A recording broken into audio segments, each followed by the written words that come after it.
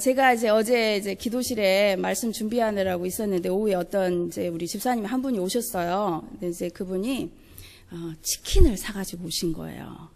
그래서 말씀 준비하는데 지치고 힘드실까봐 드시고 힘내라고 이러면서 선물로 가져오신 거예요. 그래서 제가 그 선물을 이렇게 받고 이렇게 응원해 주시니 참 용기가 난다. 이런 마음을 제가 가졌습니다. 그리고 제가 이거는 부탁을 드리는 거예요. 무슨 부탁이냐면 담임 목사님 말씀 전하실 때는 여러분이 졸아도 돼요. 근데 제가 부활교회 섬기는 마지막 설교하는데 여러분들이 꾸벅꾸벅 졸고 있으면 제가 상처받아요.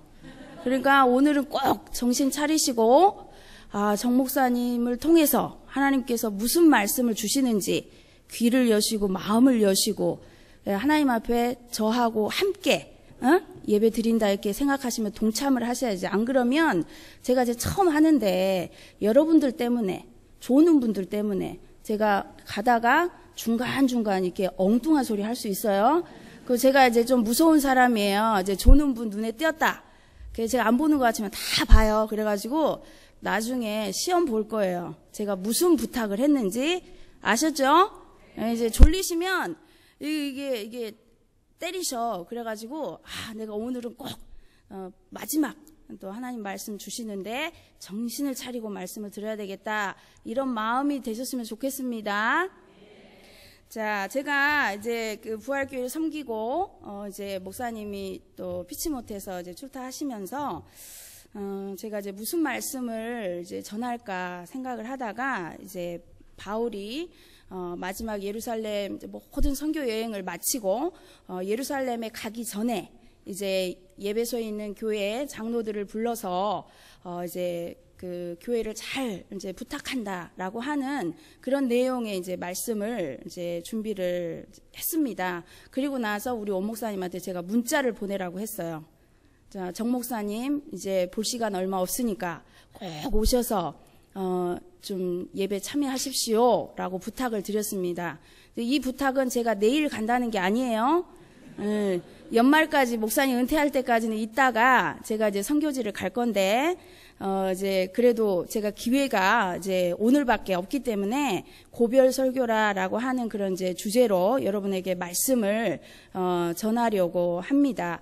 자, 사도 바울은 오늘 읽은 말씀 가운데 21절 말씀까지 17절부터 21절의 말씀까지 회상을 하는 거예요. 회상은 바로 내가 과거에 어떤 일이 있었는지를 되돌이켜 생각을 해보는 거잖아요. 그래서 그들 가운데 왜 사도 바울이 에베소 장로들을 불러서 회상을 했겠는가 생각을 해보는 거예요. 그거는 그 필요가 있었기 때문에 그래요. 왜냐하면 사도 바울이 오늘 말씀 가운데 중간 정도에 나오기는 하지만 사도 바울은 한 교회에서 계속해서 목회를 한 사람이 아니고 지역을 돌아다니면서 순회 선교 사역을 한 분이에요. 그렇기 때문에 여기에서 3년 반 동안 내가 너희를 위해서 밤낮 쉬지 않고 하나님의 말씀을 가르쳤다 그렇게 말씀한 게 3년 반 동안 에베소 지역에서 복음을 전했다라고 하는 거죠. 그래서 사도 바울은 이 에베소 교회 성도들에게 앞으로 일어날 일들이 어떤 일들이 일어날 텐데 너희들이 정신을 차리고 이 일에 대비하는 사람들이 되어야 된다라고 하는 그 부탁을 하기 위해서 지금 그 에베소 장로들을 청한 거예요.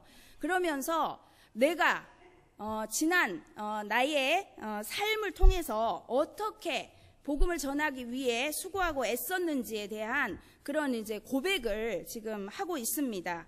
자, 사도 바울은 멀리 이렇게 서서 그렇게 말씀만 전하는 그런 사람이 아니었어요. 그들 안에 들어가서 복음을 전하기 위해서 고난당하고 핍박당하고 굉장한 어려움들을 우리가 성경을 읽으면 그 내용을 알잖아요. 그런 어려움들이 그 안에 충분히 있었음을 우리가 압니다. 그런데 그 어려움 중에 어떤 내용이 있냐면 그 유대인들이 계속해서 바울을 사역하는 내내 비판하고 반대하는 그런 일들이 있는 거예요. 그러면서 사도 바울의 가르침을 이제 대적하는 그런 일들이 계속 주어졌단 말이에요. 그렇기 때문에 이들에게 에베소 교회를 이제 책임져야 하는 이제 그분들에게 내가 너희 가운데 어떻게 복음을 전하기 위해서 박해를 당하고 고난을 당했는지 이 이야기를 지금 이제 전반부에서 하고 있는 거예요. 자, 그 이제 내용 가운데 한 5가지로 지금 이제 말씀을 주고 있는데 머릿속에 입력하시기 바랍니다. 첫 번째, 모든 겸손이다라고 그렇게 이야기를 해요. 자, 사도 바울은요, 우리가 이제 성경 말씀에 보면 얼마나 많은 그 은혜를 경험했는지 몰라요.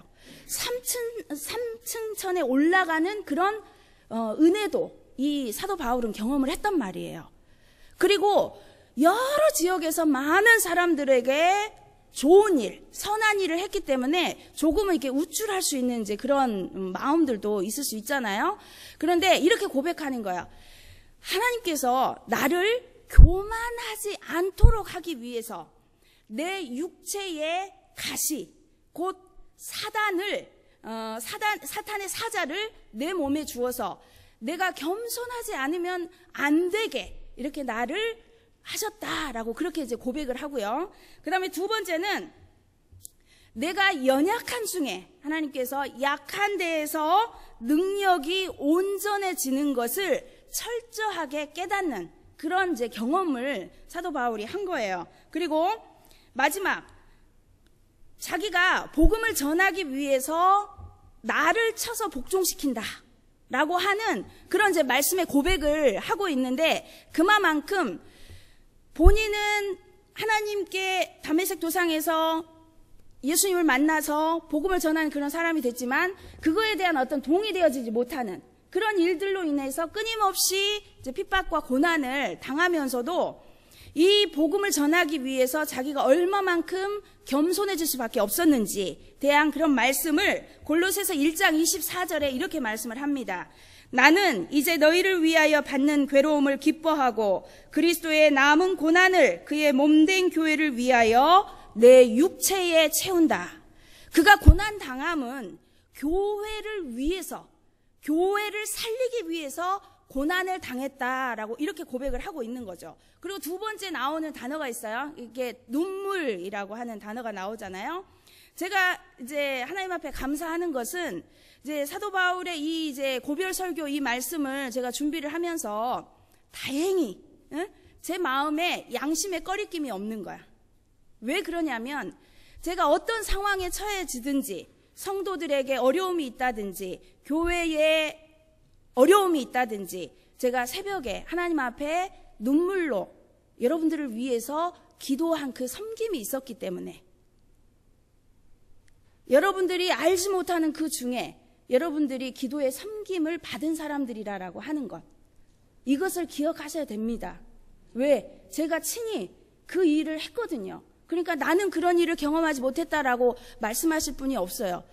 본인이 아프면서 드러내지 않았지만 교회 사역자들은 그 영혼을 위해서 새벽마다 기도하고 믿음의 가족들을 위해 헌신했던 그 시간들이 있습니다. 그게 나를 위해서 그렇게 한 게 아니라는 거예요. 사도 바울이 고백한 것처럼 내가 나의 고난이 교회를 위해서 했다라고 하는 것을 고백을 하는 것과 마찬가지로 그 안에 뭐가 있었어요? 눈물이라고 하는 게 있었어요. 애통하는 사랑이 그 안에 있기 때문에 눈물을 흘리지 않을 수 없었다라고 그렇게 고백을 하는 거죠. 그 다음에 세 번째, 인내와 섬김이라고 하는 말씀을 이제 하고 있습니다. 자, 우리가 사람을 만날 때 사람이 천차만별이잖아요. 그런데 우리 이제 교회에 한 500명이 있다. 그러면 500명이 하나같이 다 틀린 거예요. 가치관도 틀리고 생각하는 내용도 틀리고 생활 습관도 틀리고. 그렇기 때문에 그런 사람들을 대하려고 하면 뭐가 있어야 되겠어요? 인내가 있어야 되겠죠. 인내. 네? 그리고 겸손함이 있어야 되는 거예요. 그것을 감당하도록 바로 사도 바울이 내가 너의 삶 가운데 들어가서 산 교훈으로 너에게 보여준 것, 내가 인내와 겸손으로 너희를 섬긴 것을 기억하라 라고 그렇게 말씀을 합니다. 그리고 네 번째는 가르침이에요. 그 가르침의 내용 속에 이런 말씀이 있는 거예요. 자, 내가 공중 앞에서든지 각 집에서든지 여러 사람들 앞에서 내가 하나님의 말씀을 여러분들에게 가르쳤습니다. 라고 그렇게 이제 고백을 합니다. 제가 이제 또 이 말씀을 보면서 다행히 감사한 거는, 이제 저 같은 경우는 이제 좀 자격지심이 있을 수 있죠. 왜? 이제 한국적인 문화 속에서 복음을 전하는 자로 서 있기는 하지만 남자가 아니기 때문에, 예? 불평등한 그런 이제 경험들을 이제 했을 수 있고, 그 다음에 사역을 하는 그런 과정 속에서도 그런 내용이 있을 수 있어요. 여러분들이 아니다라고 얘기를 하지를 못하는 거예요. 왜냐하면 그것이 우리 사회 속에 있는 문화로 이게 자리를 잡고 있기 때문에 그래요. 그래서, 자, 이런 어떤 이제 그 내용 속에 이제 제가 개인적으로 가질 수 있는 자격지심이 있을 수 있잖아요. 그래서 가르침이라고 하는 거, 그 속에서 내가 제대로 가르칠 수 있나라고 하는 이게 두렵고 떨리는 마음이 있었단 말이에요. 그런데 감사한 것은 하나님께서 저에게 담대함을 주셨어요. 그래서 어떤 담대함이냐? 하나님이 저에게 주신 믿음의 분량 안에서 제가 최선을 다해서 가르치는 일을 했습니다. 그렇기 때문에 사도 바울이 고백하는 이 고백에 제가 전적으로 동의를 하는 거예요. 그러면서 감사하는 마음이 제 마음속에 있는 거예요. 그리고 마지막으로, 자, 회개와 믿음의 증언이다라고 그렇게 말씀을 해요. 자, 회개라고 하는 것을 증거했다는 거죠. 회개를 어떻게 하도록 증거를 했냐면 하나님께 대한 회개라고 그렇게 이제 지금 말씀을 기록을 하고 있어요. 자, 우리가 회개라고 하는 것을 어떻게 하냐면, 자, 그 전에는 내가 하나님 밖에 있었단 말이에요. 예수 그리스도 밖에 있었어요. 그런데 회개라고 하는 시점을 통해서 하나님 안으로 들어오는 통로가 되는 거죠. 그러면 이 회개라고 하는 것은 어떤 내용을 해야 되는 것이 회개냐? 자, 제가 가르쳐 드립니다. 자, 하나님은 가장 큰 죄를 어떤 죄라고 말씀하냐면, 십계명에 나와 있는 죄, 우리가 이제 도덕적으로 이렇게 짓는 그런 죄, 이런 죄들을 가장 큰 죄라고 말씀을 하는 게 아니고, 하나님을 하나님으로 알지 못하는 것, 이것이 죄다라고 말씀을 하는 거예요. 우리의 회개의 내용 가운데 무엇이 있어야 되냐면, 내가 온전히 하나님을 알지 못한 것, 그것을 회개해야 된다는 것을 말씀을 합니다. 자, 그러면 그 회개를 통해서 우리는 이제 어디로 들어오냐면 하나님의 자녀가 돼요. 그리스도를 따르는 그의 제자가 되는 거예요. 그래서 그 뒤에 이어서 말씀하기는 우리 주 예수 그리스도께 대한 믿음을 증언한 것이다 라고 말씀합니다. 초대교회의 모든 사도들의 설교의 내용, 복음의 내용이 뭐라고 지금 이제 신약 성경에서 기록을 하고 있냐면, 자, 사도 바울도 마찬가지예요. 그 믿음을 고백을 하는 거예요. 증언을 하는 거예요. 가는 곳마다, 자기가 세운 교회마다 이 이야기를 하는 거예요. 어떤 이야기냐면, 내가 살아계신 예수님을 만났다라고 하는 거예요. 이게 복음의 내용이에요. 예수 그리스도가 죽었는데 다시 나를 위해서 살아났다. 그 살아나신 부활하신 예수님을 나는 만난 사람입니다. 내가 그 증인입니다 라고 하는 그 고백을 모든 초대교회 사도들이 고백을 하고 있다는 거야. 그러니까 다른 복음을 전하는 게 아니고 살아나신 하나님, 예수 그리스도, 그분을 내가 만난 사람이다 라고 하는 것이 바로 그리스도에 대한 믿음의 증언이다 라고 하는 말씀을 주시고 있는 것입니다. 그리고 이제 22절부터 이제 24절의 말씀 속에서는, 자, 이게 전반부에서는 내가 어떤 삶을 살았는지 과거를 돌아보고 회상하는 그 이제 고백을 하는 거고요. 이제 앞으로는 내가 만나게 될 그런 미래, 이것을 이야기를 하는 거야. 그런데 사도 바울이 이 말씀 속에서 굉장한 고백을 하는 거예요. 그 두려움이 이게 이제 묻어나요. 왜냐하면 각 성에서 예언자들이 사도 바울에게 그렇게 이야기를 하는 거예요. 내가 예루살렘에 가면 너를 결박할 환란이 기다리고 있다라고 하는 그 이야기를 하는 거예요. 그러니까 자, 우리가 이제 사람이에요. 그러면 내가 고난 속으로 들어가고 싶은 사람이 있어요, 없어요? 없죠. 그런데 사도 바울은 여기서 그 두려움을 도리어 불타는 사명감으로 선포합니다. 뭐라고 선포하냐면, 내가 지금까지 나에게 생명 주신 것, 이것이 내가 보물이라고 생각하지 않았다는 거예요. 이 생명을 내가 보존하기 위해서 도망 다니지 않은 사람이다라고 하는 이 선포를 하는 거예요. 그리고 더 적극적인 것은 내가 순교하는 그 장소를 자발적으로 찾아 나아가는 그런 적극성을 띠고 있는 말씀을 우리가 이제 지금 보게 되는 것입니다. 자, 24절의 말씀에 보니까 내가 달려갈 길과 주 예수께 받은 사명 곧 하나님의 은혜의 복음 증언하는 일을 마치려 하면은 나의 생명조차 조금도 귀한 것으로 여기지 아니하니라 라고 말씀을 주고 있습니다. 자, 복음 전도자인 사도 바울에게 있어서 그의 목표는요, 오직 예수를 위하여. 그의 삶의 목표가 이 단어로 이제 기록이 되는 거예요. 그 다음에 이 사도 바울의 주된 관심사는 오직 예수 그리스도에 관하여. 이것이 그의 삶의 목표였고 주된 관심사였다라고 말씀을 합니다.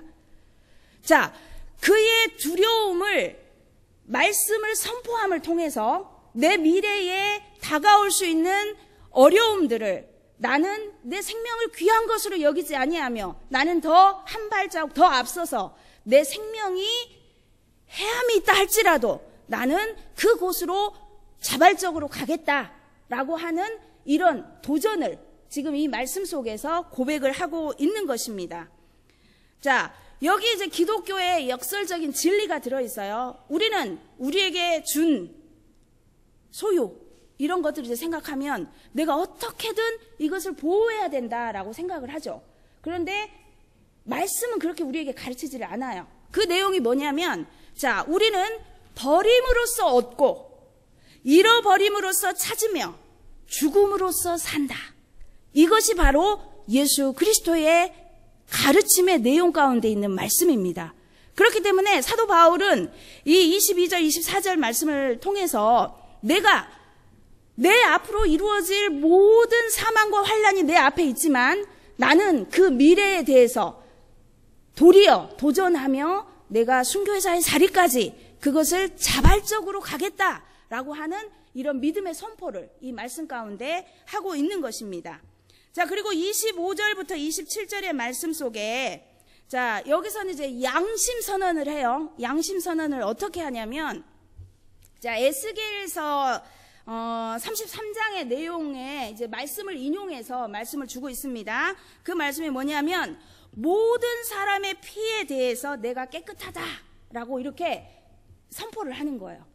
자, 에스겔 선지자는 하나님으로부터 이스라엘의 파수꾼이라고 하는 그런 사명으로 부르심을 받았습니다. 자, 파수꾼이라고 하는 그 역할은 무슨 일을 해야 되냐면, 자, 이게 성벽에 이제 올라가 있다가, 자, 이제 어떤 이제 나라에서 이제 성을 치기 위해서 이제 전쟁을 일으켜가지고 오는 게 보이거든요. 그러면 그 파수꾼이 해야 할 일은, 자, 성이 저기 멀리 있으니까 온 사람한테 들리게 하려면 소리를 질러갖고 들리겠어요? 안 들리잖아요. 나팔을 부는 거야, 나팔.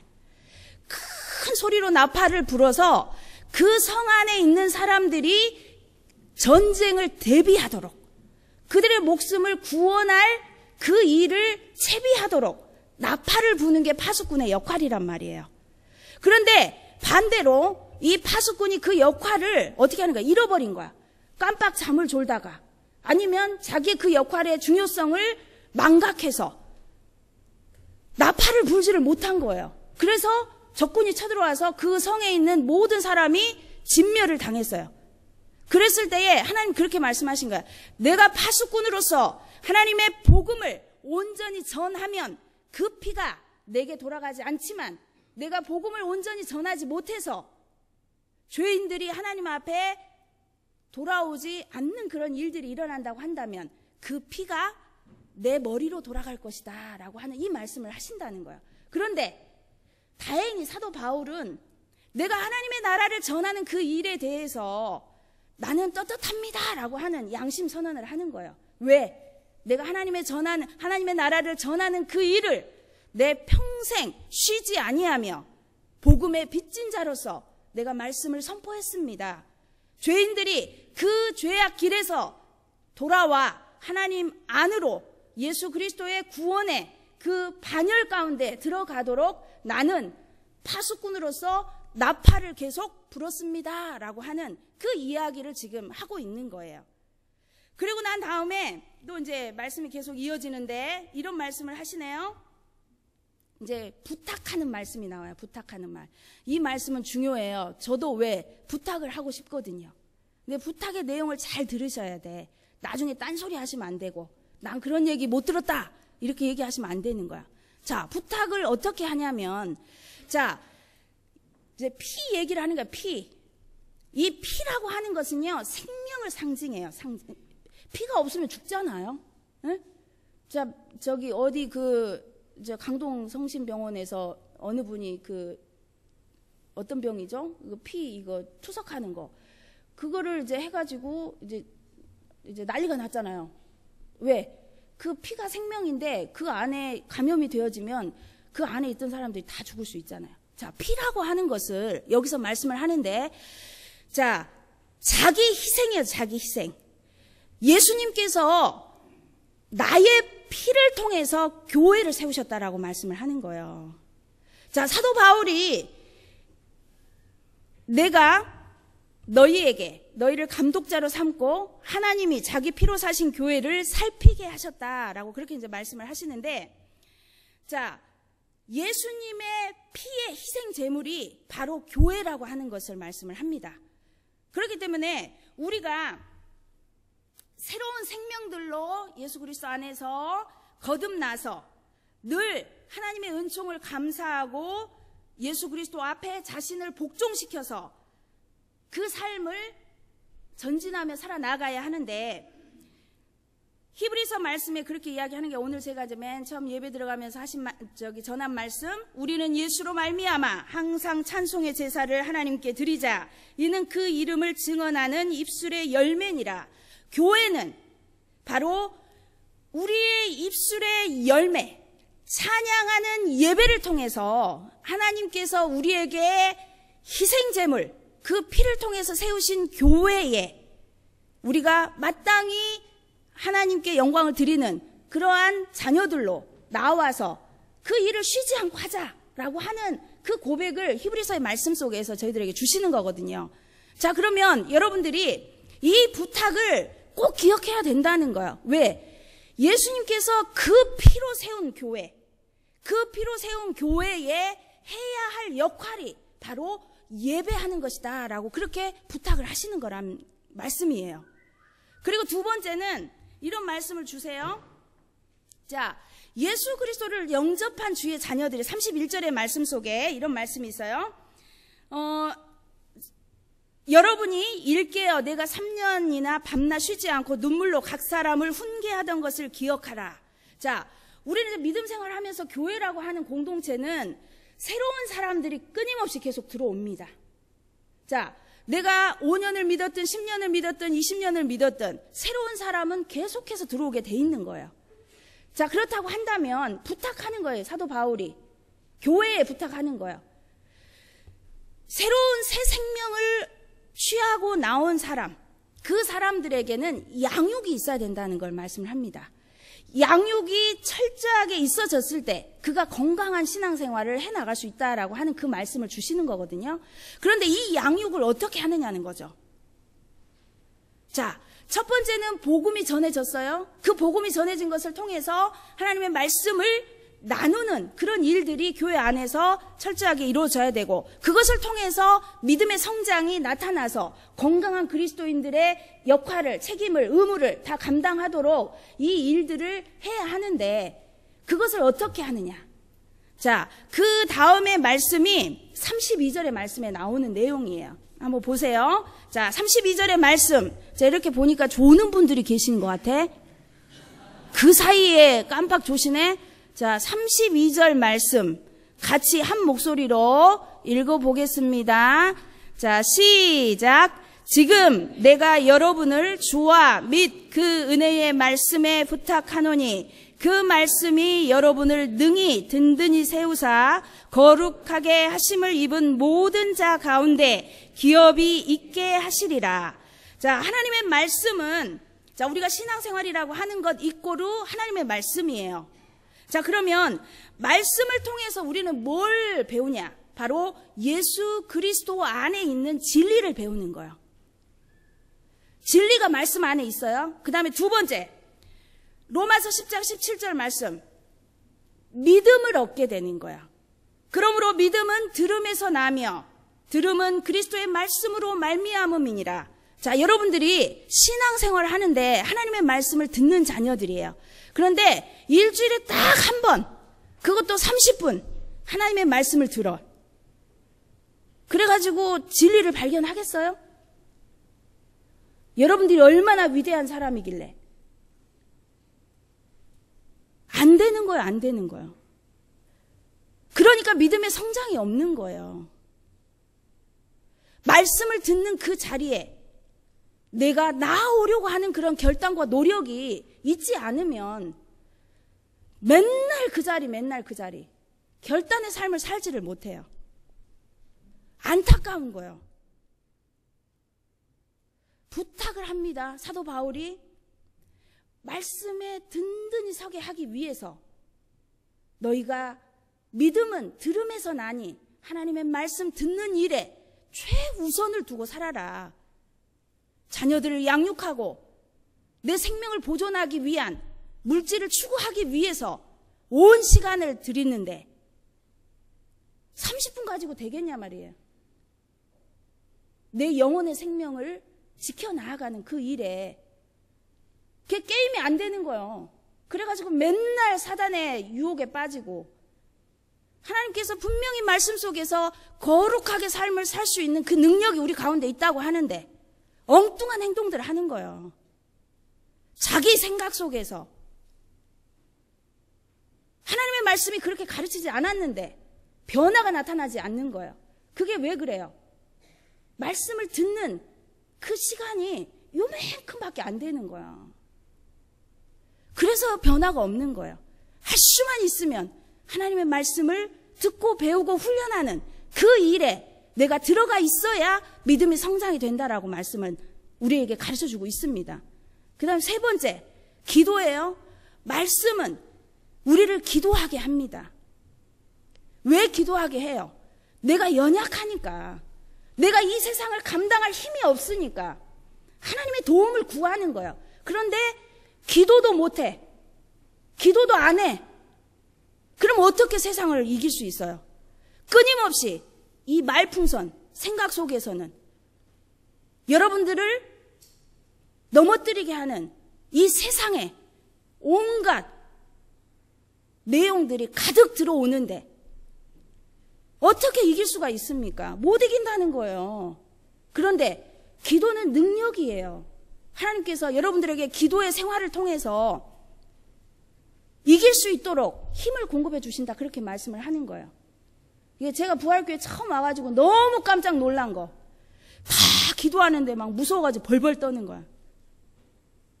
안 해봐가지고 놀래가지고.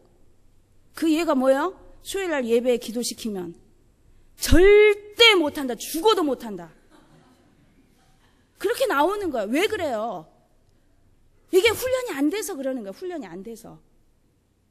말씀은 우리를 기도하는 사람으로 세워나갑니다. 제가 왜 이렇게 땀내면서 막 열내가지고 얘기하는지 알아요?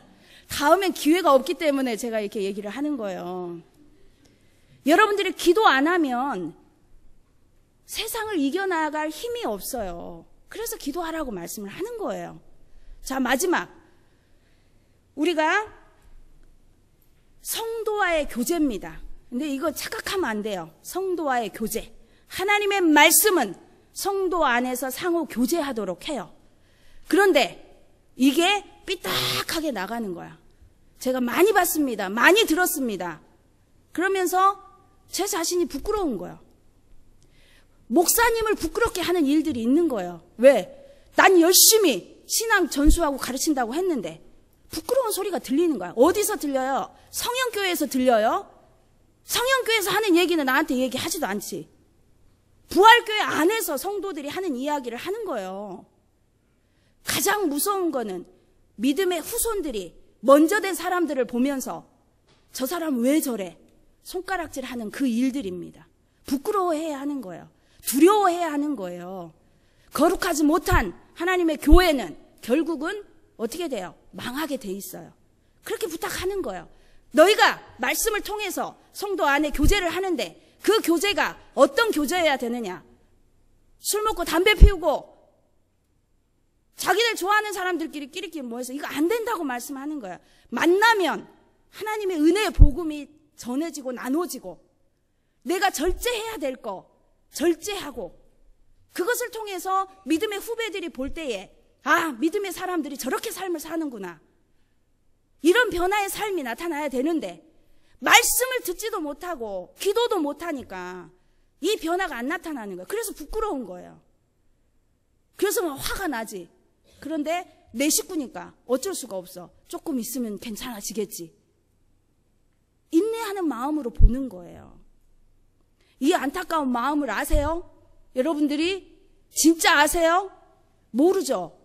나는 이만큼 하면 잘하는 거야. 이렇게 얘기를 하니까. 하나님의 기준은 그게 아니에요. 내 기준이 아니란 말이에요. 하나님께서 말씀하신 캐논, 정경, 그 표준 자체가, 잣대가 하나님의 말씀 안에 있어요. 그렇기 때문에 나는 이 정도면 잘한다라고 하는 그 고백이 하나님의 뜻 안에 있는 고백이 아니라고 하는 것을 우리는 깨달아 알아야 됩니다.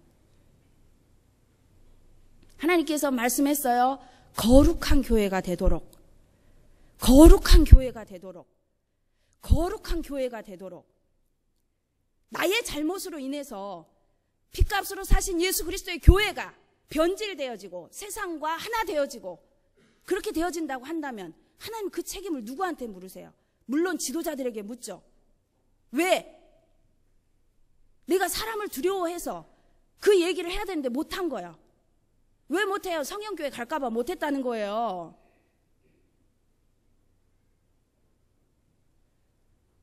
말씀으로 부탁합니다. 나의 삶을 통해서 믿음의 후손들이 시험당하지 않도록 교회 안에서는 교회 밖에서도 성도들이 만날 때에 거룩함의 그 모습을 갖지 않으면 제가 얘기하는 거 에스겔의 파수꾼의 선포처럼 우리가 나의 연약함을 통해서 너도 잘하고 나도 잘하고 그냥 계속 하자 이렇게 하면 안 되는 거예요. 그만하자. 좀 더 하나님 보시기에 거룩한 모습으로 나아가자. 이런 결단을 왜 못합니까? 분명히 제가 부탁했으니까 앞으로는 제 귀에 그런 이야기가 들리지 않도록 스스로 조심하고 믿음의 후배들에게 부끄럽지 않도록 그렇게 신앙생활 하시는 여러분들이 되시기를 바랍니다. 마지막, 사도 바울이 모본을 보였다라고 그렇게 이야기를 해요. 자, 사도 바울은 복음을 전하면서 다른 성도들에게 이제 짐을 지어주지 않기 위해서 열심히 복음을 전하면서 일을 했습니다. 그 일을 하는 과정 중에 선한 일을 하기 위해서 노력한 거예요. 그러면서 이렇게 가르치는 거죠. 자, 사도 바울의 그 이제 신앙 양심 안에 가르칠 때에 어떤 내용으로 가르치냐면 예수님께서 말씀하신 그 내용과 그 다음에 예수님의 삶을 통해서 나타내 보였던 그 말씀으로 본을 보여서 말씀을 전하는 거예요. 자, 그러면 여기서 이제 보니까 35절의 말씀 속에 주는 것이 받는 것보다 복이 있다. 예수님께서 친히 말씀하셨대요. 자, 그러면 우리는 우리의 삶의 소유, 그 내용 자체가 생각을 해보세요. 여러분들이 맨 처음에 탄생을 했어요. 태어났어요. 소유한 게 있었어요? 없었어요? 아무것도 없었어요. 그런데 그 소유를 누가 주셨어요? 하나님께서 주셨어요. 물론 내 노력으로 해서 이루어졌다라고 고백하는 그 믿음은 아직 뭐예요? 유치원 수준의 믿음이에요. 왜? 생명이 주께 있기 때문에. 생명이 없었으면 그 소유가 나한테 있을 수 있냐 말이에요. 하나님께서 나의 환경을 허락하시지 않았으면 내게 그게 있을 수 있냔 말이에요. 없단 말이에요. 그러면 무엇을 생각하는 거예요? 나의 생명 플러스 모든 소유가 하나님의 것이다 라고 하는 것을 잊어버리면 안 된다는 거야. 억지로 하나님의 것을 내가 주기 싫어서 다른 사람을 위해 손을 내미는 그게 아니라 하나님께서 나에게 주신 것, 하나님의 선을 위해서 내가 청지기적인 그런 마음으로 하나님께서 나에게 잠시 맡겨주신 것이지, 그런 마음으로 손을 내밀 수 있는 그런 분들이 되시라고 말씀을 해요. 이제 마지막 부탁을 드렸습니다. 여러분들 가지고 있는 거, 나는 별로 없어서 그렇게 못 살아요. 제가 봤더니 부활교회 정순자 목사보다 가난한 사람이 한 사람도 없어요. 다 부자예요. 나와보세요. 저보다 더 가난한 사람 있나. 제가 철저하게 이렇게 살려고 노력했어요.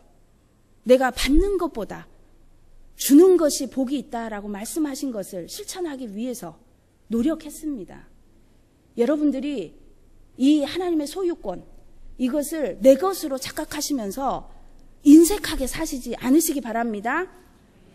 하나님은 말씀을 통해서 모든 죄인들을 회개케 할 능력이 있어요. 사단의 꼬임을 이기게 할 무기가 말씀이에요. 말씀은 이적이고 성도들이 가져야 할 최고의 특권입니다. 말씀을 통해서 우리는 거룩해지고 하나님께서 감당케 하시는 믿음의 사역들을 감당할 수 있는 거예요. 사도 바울이 마지막으로 무릎을 꿇고 기도하면서 눈물 흘리는 거야. 왜? 애절하잖아요. 애틋하잖아요. 저도 애틋해, 여러분들. 왜? 저는 부활교회에서 사역하면서 제 생명을 드린 거거든요. 제 생명을 드렸어요. 저를 위해서 살지 않았어요. 그렇기 때문에 그 마음이 애틋한 거야. 다른 사람이 여러분들 욕하는 소리 정말 듣기 싫은 거야. 그래서 분노하는 거야. 왜? 내 가족이니까. 내 영적인 믿음의 가족이니까. 그런 소망함이 제 안에 있었어요. 그래서 때로는 핏대 내면서 열도 내고 그랬단 말이에요. 그 마음이 제 마음에 있어요. 그래서 여러분들한테 열을 내서 침 튀기면서 말씀을 전했습니다. 꼭 기억하세요. 결국은 마지막 때에 미혹하는 자들이 와요. 그걸 사도 바울은 예견을 했어요. 에베소에 있는 제자들이 다 흩어질 날이 올 것이다. 그 예견을 합니다. 그렇기 때문에 기도하는 거예요. 믿음에 먼저 된 사람들에게 부탁하면서 정신을 차리고 깨어 근신하라. 너희가 말씀 안에 있지 않으면 어느 순간 그 믿음이라고 하는 것이 흔적조차 없이 사라질 때가 올 것이다. 그 부탁을 하고 있는 거예요. 누가 해요? 다음에 부활교회 오는 사람이 그걸 하겠어요? 아니에요. 여기서 말씀하잖아요. 직분을 가지고 있는 여러분들에게 하나님께서 하라고 사도 바울을 통해서 말씀을 하고 있습니다. 이후로 어떤 사람이 이랬다, 이런 이야기가 제게는 안 들렸으면 좋겠어. 왜? 마지막 남은 6개월 사역하는 동안 전 기쁘고 즐겁고 평안한 그런 사역만 하다가 갔으면 좋겠어. 왜? 좋은 인상이 있어야 되잖아요. 왜? 저 막 미워하고 막 싫어하기 싫단 말이에요. 꼭 기억하세요. 그 일을 누가 하느냐? 나부터 시작해야 된다라고 하나님께서 말씀을 전하시고 있습니다. 자, 손을 한번 들어보세요. 자, 손가락. 자, 손가락 들어보세요. 왜 안 들어요? 하나님이 부탁하는데 왜 안 들어요? 목사님도 들으세요. 부탁하는 거야. 손가락 거는 거야. 하나님하고 약속하는 거예요. 어떻게 약속해요?